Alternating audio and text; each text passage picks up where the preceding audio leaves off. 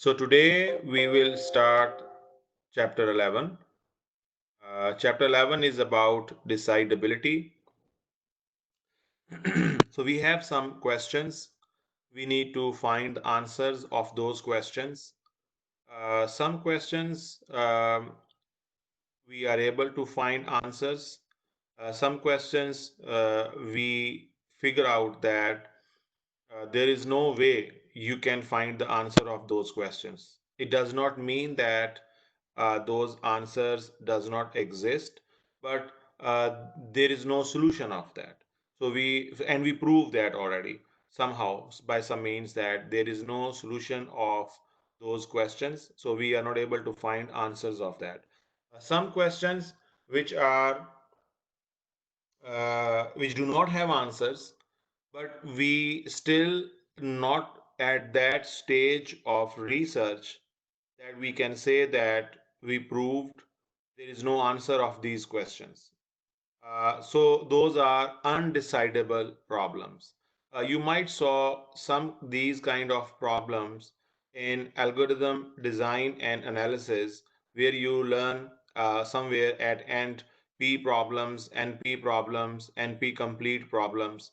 So np problems or np complete problems are those problems that we do have questions, but we do not have answers of those questions, and it's not, and we are not able to even prove that we are able to find answer of those questions, or there are answers exist, or there is no answer exist of those questions, because still we are not at that level of research, at that level of advancement, that we can say that we don't have answer of these questions. Okay, so there might be solution exist for those some problems, graph coloring, um, um, there are different other problems which are NP problems. But I mean, we have no idea that how we can, what is the solution of that, or what is the answer of that. So those are undecidable problems. So exactly same way, we have some questions here also. Some problems we do find answers, some problems are undecidable. So two regular expressions define the same language. Two finite automata accept the same language. Two language defined by finite automata has a finite number of words, infinite or none. So these are some questions that we are looking answers of that. So the definition of this is, I already explained you that a decidable problem is that problem for that you have answer, you have an algorithm of that, and you can solve that problem, you can solve that algorithm in a significant uh, I mean, in a considerable amount of time. It should not be infinite. It should be finite, and it should be a considerable time of steps and time. And then we can say that this problem is decidable problem. So whether we have answer with respect of yes or no, or there is an algorithm that can find the answers for any input in a finite number of steps. So this is called a decidable problem. So mainly we are looking these three questions, which I just read here. I just explain you that whether if you have two regular expressions, you are interested, and those two regular expressions looks completely different. Is there any way that any algorithm, without learning what these regular expressions are doing, is there any step by step process we use that and we figure out both regular expressions represent the same language? For example, you saw in early chapter somewhere when we learn how to write the regular expression a plus b whole star, and this can be represented by very different regular expressions also. Yes, so let me give you one example.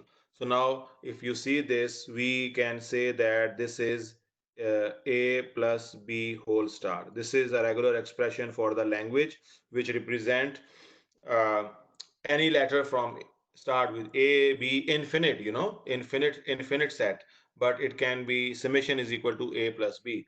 And let's say we write one regular expression where we can say that a plus b whole star, um, and then a, and then a plus b whole star, then b, then a plus b whole star, or a plus b whole star, b, a plus b whole star, a plus b whole star, or a star, b star, or b star. Okay, so you see that this is a regular expression which is exactly equal to a plus b whole star. If you see that in the first part we are saying that this part, that it will take care of all words which start from A and end with B. We don't care that what happened, but for sure A and B must be there. The second part says that it can have B or A anywhere there. And the third part says that it can have only A's also, or it can have only B's also. And it has a star there. Star allows you to get lambda also. So now if you conclude, if you make a set of all these different regular expressions and you combine that, you will figure out this is equal to basically a plus b whole star. So now which whatever the regular this long regular expression represent the same language, which is a plus b whole star. But if is there any way, if I do not do this analysis by this, that if I follow, is there any algorithm which will tell me that these both regular expressions are same or equal? So this is so we are trying to find the answer of this. Is it possible or not? So this is something which we are interested at this stage. And then we are saying that, let me delete this.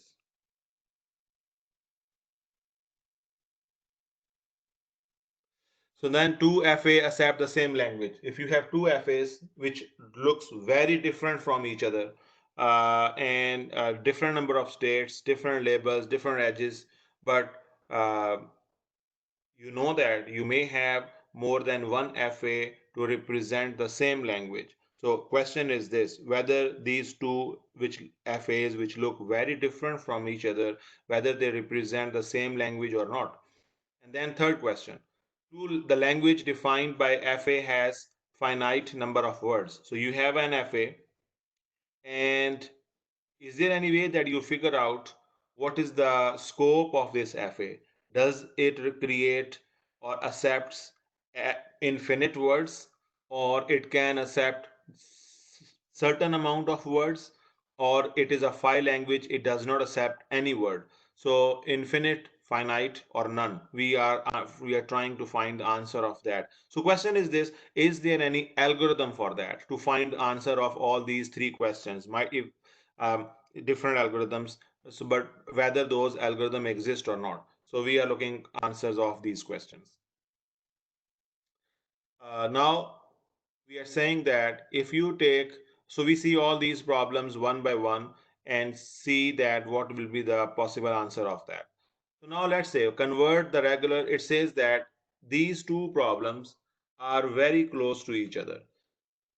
If you find the answer of first question, you find the answer of second question, it is you can find any, you will find the solution of any one of that will fit to the solution for the second problem or the first problem, because you know that you can, if you have a regular expression, it can be converted into FA, or FA can be converted into regular expression.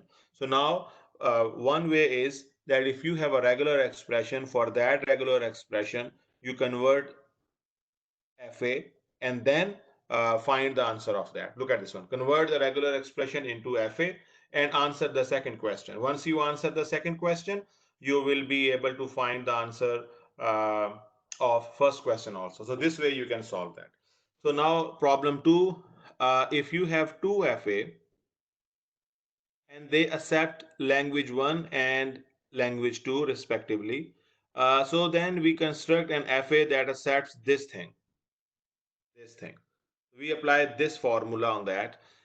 And then if the result of this thing, whatever you perform into this one, is file language, then it means that both languages are equivalent and they are So if the result is phi language of this, if the result of this whole thing is phi language, then we can say that L1 and L2 are equivalent to each other. Okay. Anyone can do so? Do you get idea that how we do that? So why it is like this? Anyone can explain? I think that I already explained something like that before when we did uh, the complement.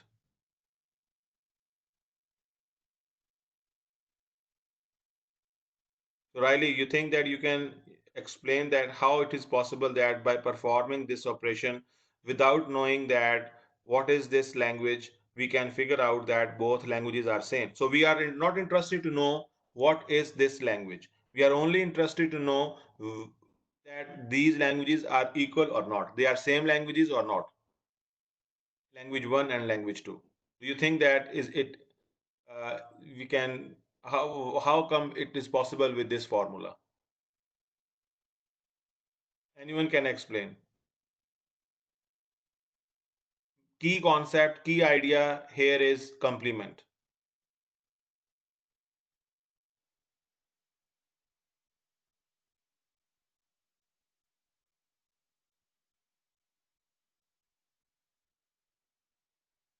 So, The uh, idea is that if L1 and L2 are the same, that the intersection of one of them and the prime of the other should be nothing in both cases. exactly. Let me explain this first on the small level, then we expand that to the broader level on the both languages. So now, so now look at this one. Uh, if you have a language L1, and if you apply the complement of this language, and I ask you find the intersection of complement and of these both language, can you please tell me what should be the answer of this? What should be the language? Gunnar, can you please tell me what should be the answer of this? L1 intersection, L1 complement.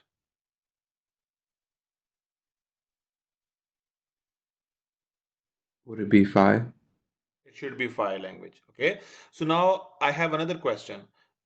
The machine which you will draw, do you think it should have a final state or it must not have a final state? Jacob.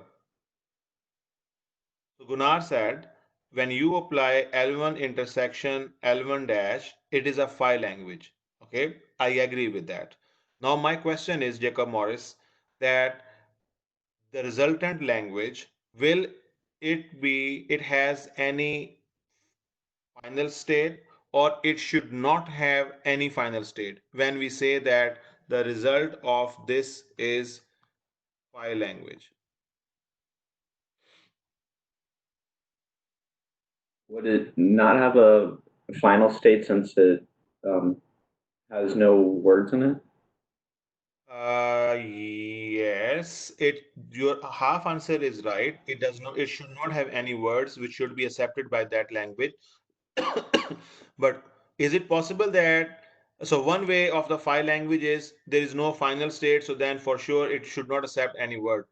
But is it possible that language has a final state, but it is not accepting any language? As it is still a phi language? Is it possible that machine, if you draw a machine and FA, it has a final state or final states, but still it represent phi language? Yes. How it is possible? That could fail and not be, the word doesn't have to be accepted. No, but how it is possible that it has a final state, but it should not accept any word? Uh, it doesn't go to the final state. Yes. Though that final state is not reachable, something like this.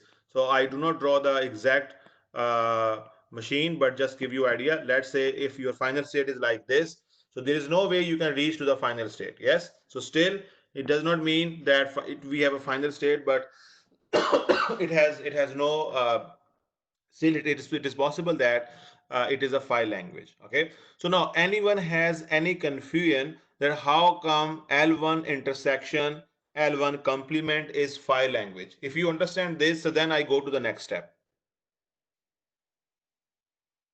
Anyone has any confusion about L1 intersection L1 dash, which is complement, is equal to phi language? Everyone understand? Yes? Okay. So now if everyone understand that, so now let's expand this concept on two different languages. We are saying if you have language 1 and language 2, let's try to find the complement of language 1 and language 2 complement, and then try to find if we find the intersection of L1 and L1 dash, for sure it should be phi, because this is in reverse of the same language.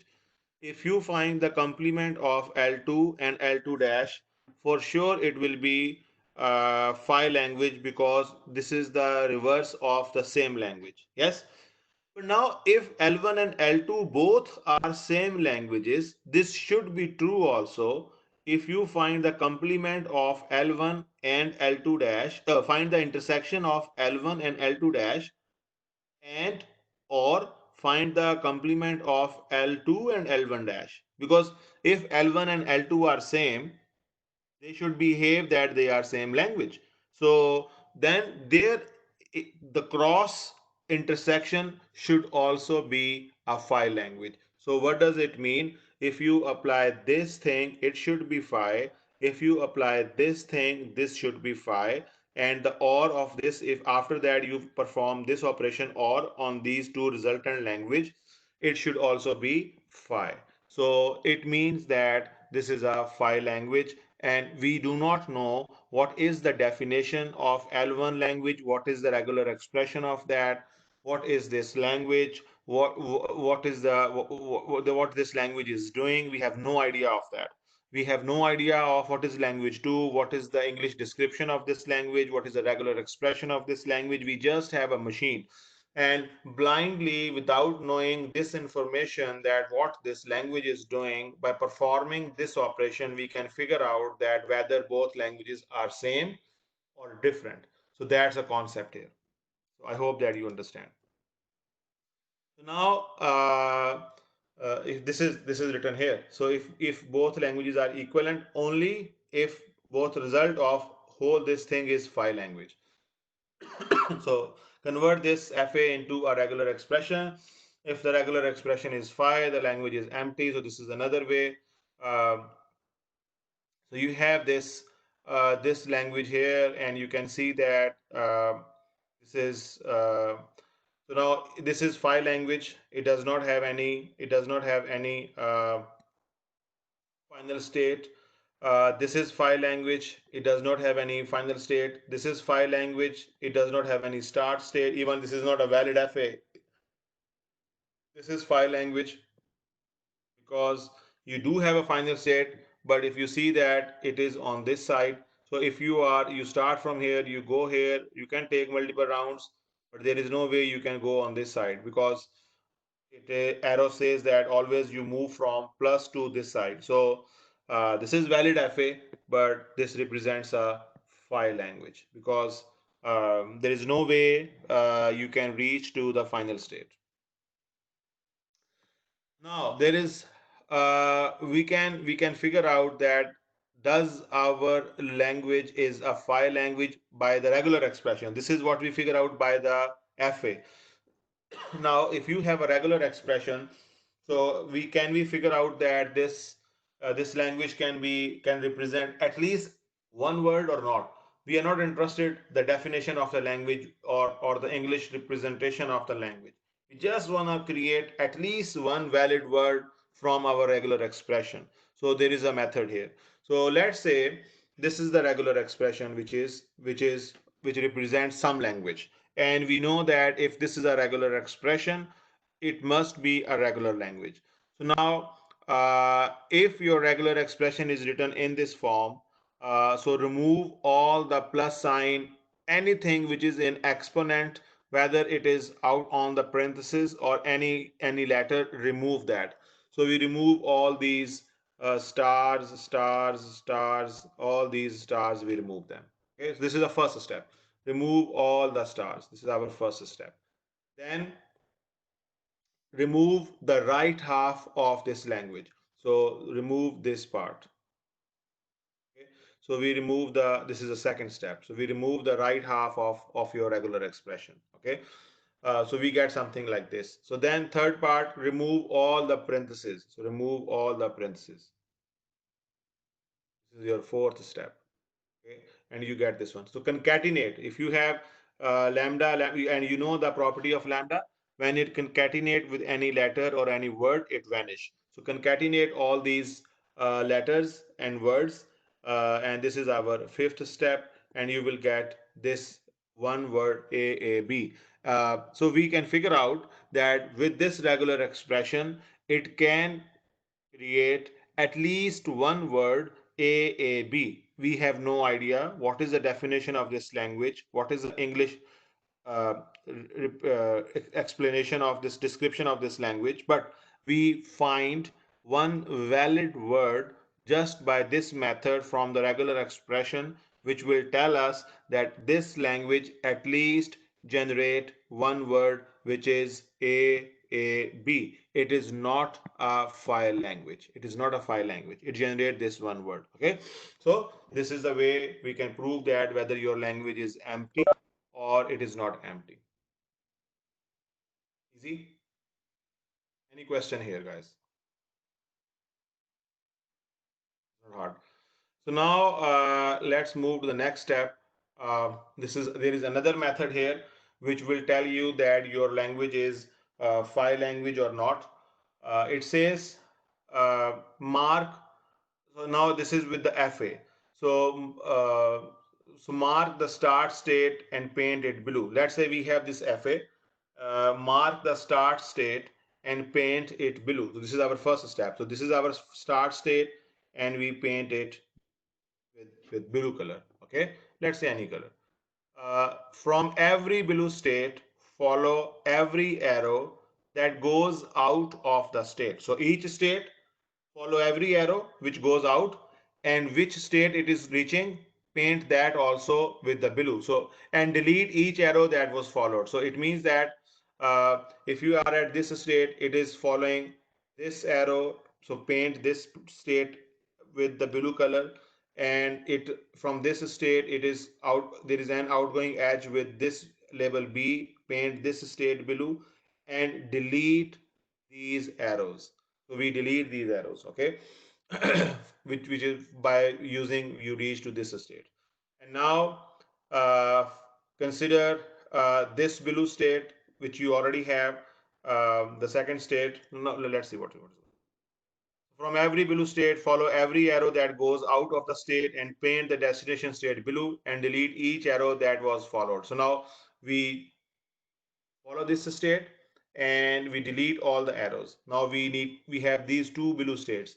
So let's see this state. Does it has any outgoing edge? Yes, it has two arrows, A or B. So we delete this arrow, and this state is already painted, so no need to repaint that. We have this state. It has outgoing arrows. We delete this, we delete this, and we paint this state with the blue state. Okay, so now we check this also. So now this state, we delete this arrow which is outgoing, we delete this arrow which is outgoing, and that's it. And your process stop. You do not have any other state which is paint state, and so that's why you cannot delete any further arrow. So now once you end your process, you need to see that is there any delete state which is, or is there any painted state? Do you have any final state? So you see that we have start state and we do not have any final state. It means there is no way you can reach to the final state in this FA. So this method tells you that this FA represents a file language. If once you stop your process and you have any state which is a final state, then you can say, oh yes, I can reach to this final state. It means that there is some possibility, there is some way you can reach that there to reach this final state. So this is not a phi language. It can represent some word. I don't know which word. I have no idea what is this language. I have no idea what is the description of this language, what is the regular expression of this language. But for sure, this is not a phi language. I decide this problem that this is phi language, or it can represent some words. So it can represent some word if you have any final state. So now question is this: why we are doing this? When we are when you see here, you see just 4 or 5 states fa. But in practical example, when you see this, you do not see 4 or 5 states. We are talking about something 100 states or 200 states. So when you have 200 states, this size of machines, it becomes impossible with the human naked eye that you can figure out that it is a phi language or it is not a phi language. So in that case, if you need to know any mechanism, any algorithm which can figure out that this is a phi language or it can represent something. So that's the idea behind that. So this is another method which is called paint state method. You just follow these steps, and then you learn that you can make a decision that language is empty or it is not empty. You learn this in FA in regular expression, and then now you learn in this FA also. And before you saw that whether two languages are same or not. Okay, so we learn that also. So now, if you have any questions, you can ask. Otherwise, we are moving to the next step. It's easy. So now we are saying that let F be. So this is another theorem. Let F be an FA with n states. So n is the number of states. N can be any number. N can be 0, 1, 2, 1, 2, 3, 4, 5, anything. If the language accepted by your FA is not empty, let's say we have this assumption, our language is not empty, then it contains at least one word with n or fewer letters. So this is a theorem. So now what does it say? It says that if you have n number of states, and like this one, so what is this? You have 1, 2, 3, 4. So what is n here? N is equal to 4 here. So it says that let F be an FA. So this is an FA, and it has n states. In our case, n is equal to 4, and the language accepted by this FA is not empty, and we already checked that it is not empty. It can accept some word. There must be at least one word with n or fewer letters, so that the size of that word will be either n or less than that. So now if you see this from here, you can reach by here to here by A,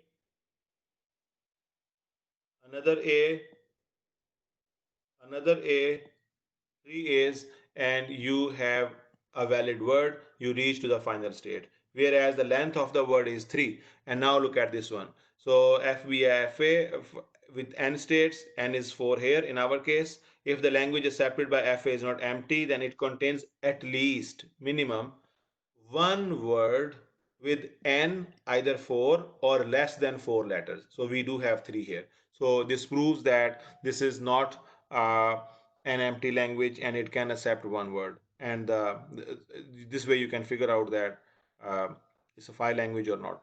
So try all words with n and fewer letters. If the FA accepts none of them, then the language accepted by this automation is empty. So now, because some language, this language is infinite language. This language which you just which is this FA, it is infinite, because once you reach here to the finite number, this last state, you have a loop here, and nobody can stop you to take as many rides here. So this is infinite language.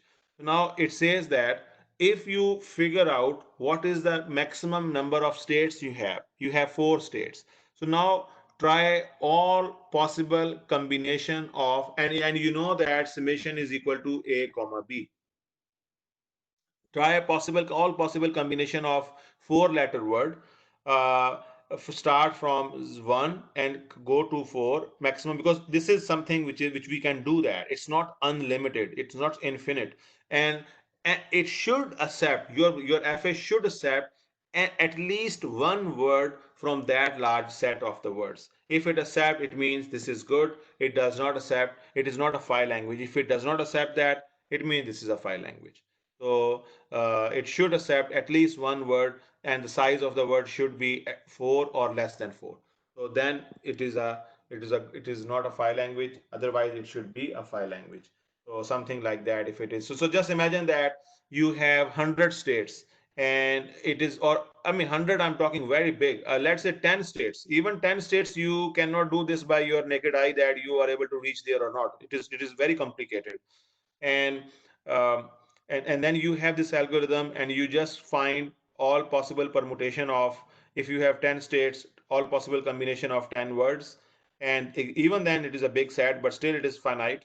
And try to pass all those words to that machine. It should accept at least one word.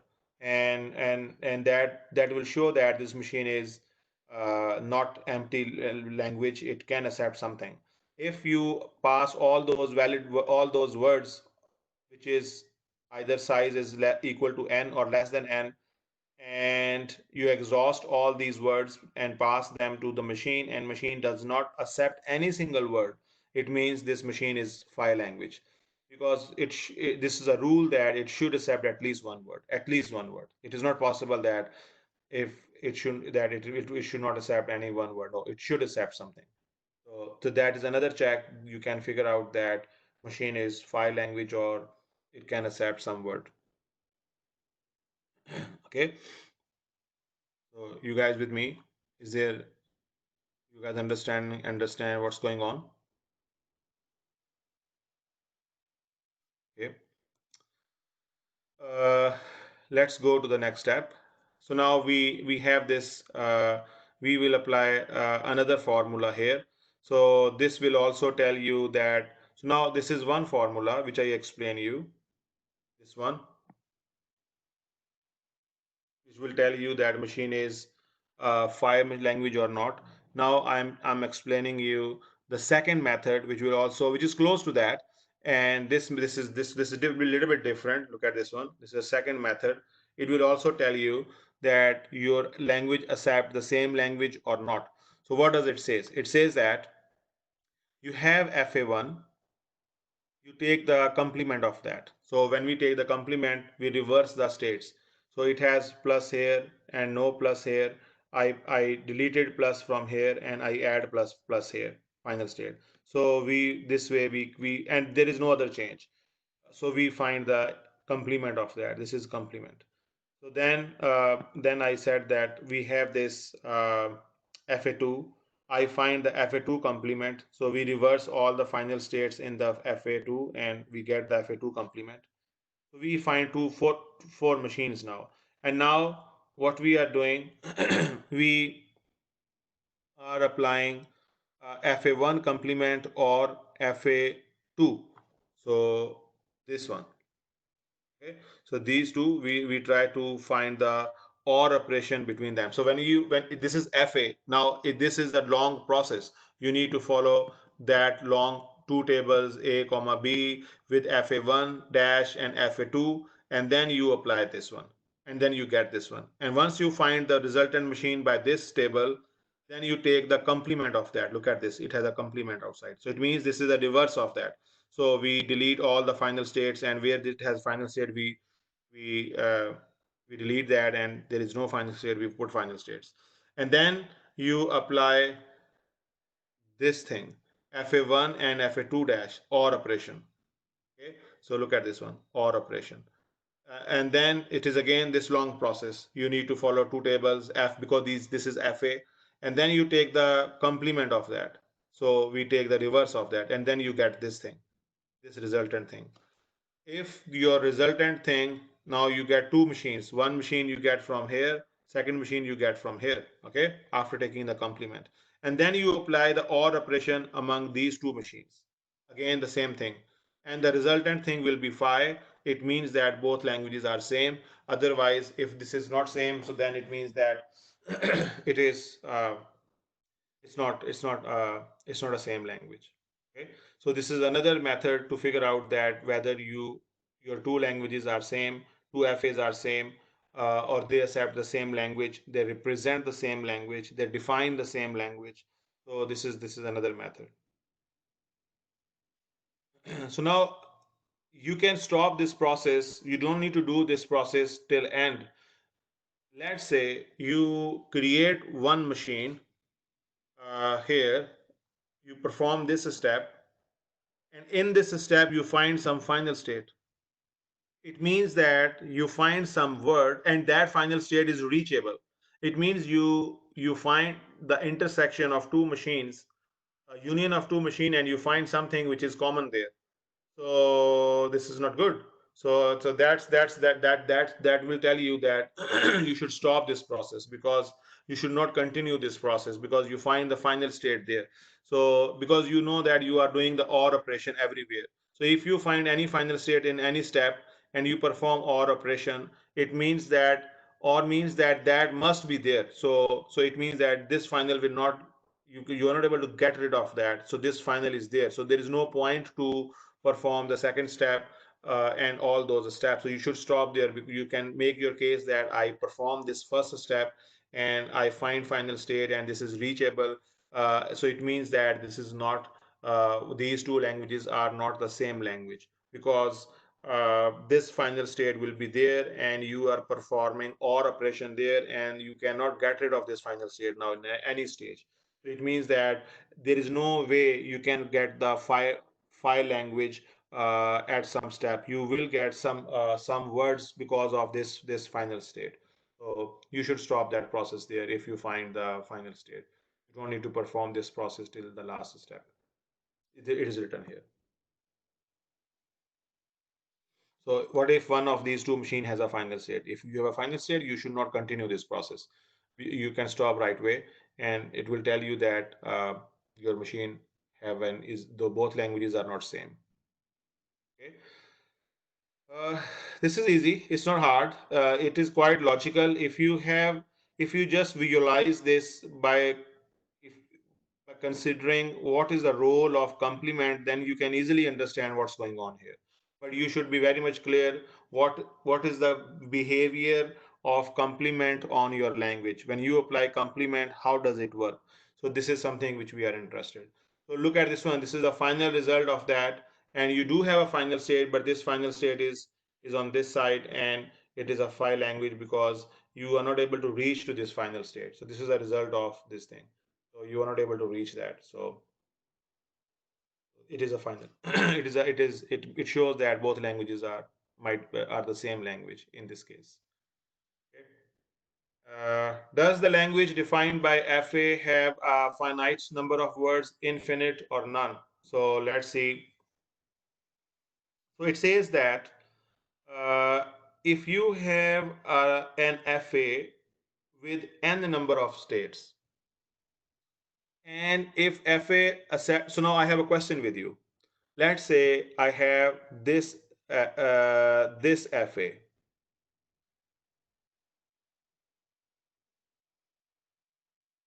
Okay, and this FA accepts a word which is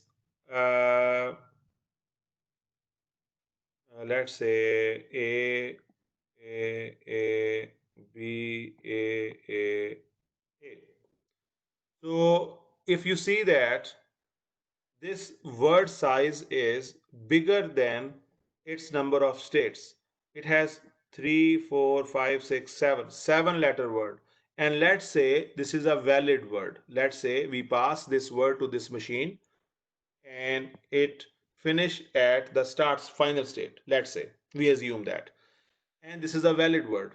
And this is, let's say this is a valid FA. We assume that. This is a valid word. It is finished. It is accepted by this FA. Now, how come that your FA has 3 state and it is accepting this word here, this word? Its size is 7-letter. So it means that somewhere in your FA you have a loop there. That's the reason that you have three states, but still, because three states, so you are able to accept 7 letter words. So it means that somehow you must did something like this, like 1, 2, 3, 4, 5, 6, 7, something like that. See, and there is a loop here. If there is a loop here, nobody can stop you to take more rides on this. Yes, so you can beef up the word. So in this case, if your machine, which is your FA, has ability to accept a word which has length greater than its number of states, it means that this machine represent a language which is a regular language, but it is infinite. It can generate infinite words because there is a loop in your machine, and you can, that's the reason that your machine accept this 7 letter word, and it has ability to accept now any size of word because there is a loop, and you can take as many rides on that loop. Nobody can stop you, and you can beef up the word. So now we come with the formula for this. We are saying if you have an FA and it accepts a word W such that the size of the word is, the length of the word is greater than equal to the total number of states, how many states you have, and less than equal to 2n. If you, so this is upper and lower bound, upper boundary and lower boundary, so we are trying to limit our function in upper boundary and lower boundary, so we can check that. So this is minimum. It has this formula, greater than equal to the number of states and less than equal to 2n. So 3 multiplied by, in our case, this is 3 states, and n is multiplied by 3 is 9. So our word length is 7. So then we can say that your FA can accept infinite language. This is infinite. It can have as many words as you generate, and you cannot limit the size of the word because it has ability to accept a word which is greater than its number of states. So it means there is a loop, and you can have more rides on that loop. Nobody can stop that. And you can write the same thing in different way, that you are saying that your f is infinite when the length of the word is greater than equal to the number of states and 2n. 2n and n is basically your lower and upper boundary of your function. So because you, when you want to do this and you want to write a code for this, you need the boundary for that, because without any lower upper boundary, uh, without this boundary, how you stop your function? You need to stop your function at some stage. So you need the boundary for that. So that's why we have this 2n here. Make sense? So this way you can figure out that your language can be infinite or it is not, it is finite language. Does it make sense to you? I mean, it's easy, you understand? Anyone? Any question? Nikhil, is it good? Yeah, it's good. So Nabhan, do you understand that? Yeah, I understand. I sent you email yesterday. Did you get that?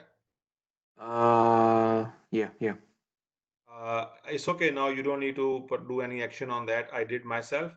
But the way I send, the way, whatever the method I explained, you can use that and upload your assignment. Even All it right. is okay. But now I fix it. You don't need to worry. Okay. Okay, Riley. So 2n. So 2n is basically your upper bound. If you know that if I ask you to write a code for this, yes. So how you make sure that what is the upper boundary of your function? So you need some upper bound where you can stop calculating that how should I stop my function. So this is 2n is your upper bound of a function. Otherwise, if the length, if this is more than enough, this is more than enough. But how you write the code for this? You need to stop your function. Yes, if you write a function and you need the boundary of that. So what should be the upper boundary and lower boundary, and in between you can check that. So this is something which we agree that if your length of the word is less than this one and greater than this, for sure this machine is infinite, and 2n means you multiply the number of states by 2. So in our case, let's say how many states you have. You have 3 states, yes, in this machine. 3 states. So 2n is 9, n is 3, our length of the word is 7. So if you have a machine algorithm, an FA which has 3 number of states and the word is size is 7, if you multiply n with 2, it is 9. So, and if this 7 is meet this formula that should be greater than 3 and less than 9, then we can say that this machine, this FA can generate infinite words. It is not finite words, it is not limited words it can generate, because there must be a loop there in this language. That's why it is able to accept something which is bigger than the number of states, and now it can be true for anything bigger than that. But just to limit our function, we have this upper function there, upper boundary there. Is this answer your question? So yeah, that's it. And then this is again the same thing that you have. You are trying to find the loop here in your. This is a loop. This is a loop here, and if you see that because of this loop, you can beef up the language and you can increase the size of the word. And if you follow the formula which we just explained in the previous slide, count the number of states, and the word will be bigger than that. So then it will fit with this thing. So it is just an example of that. So I think that we are good with this. Here we finish this chapter. It is not that big. I should not go more than this. I think, regardless, we finish bit early today because you have exam tomorrow. So I think let me stop recording this about this lecture. Do you guys have any question about this lecture?